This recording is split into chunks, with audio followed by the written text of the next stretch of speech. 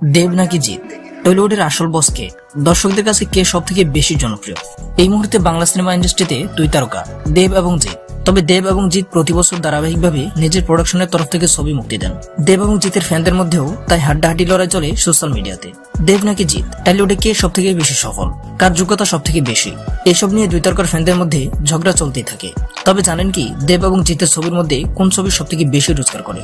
সম্প্রতি ফেসবুকের একটি ফ্যান পেজে ফাঁস হয়েছে দেব এবং জিতের সর্বোচ্চ ইনকাম করা মুভির তালিকা এবং বক্স অফিস কালেকশন।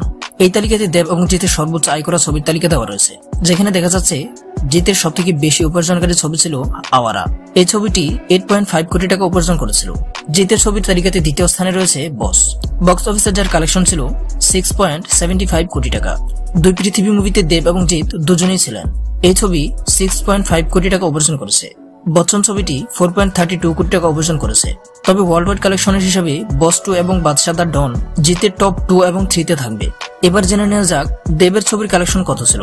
দেবের চাঁদের পাহাড় ছবিটি 21 কোটি টাকা উপার্জন করেছিল। এরপর অ্যামাজন অভিযান ছবিটি 50 কোটি টাকা উপার্জন করে। দেবের কেরিয়ার শুরুর দিকে ছবি পাগলু 10 কোটি টাকা উপার্জন করেছিল।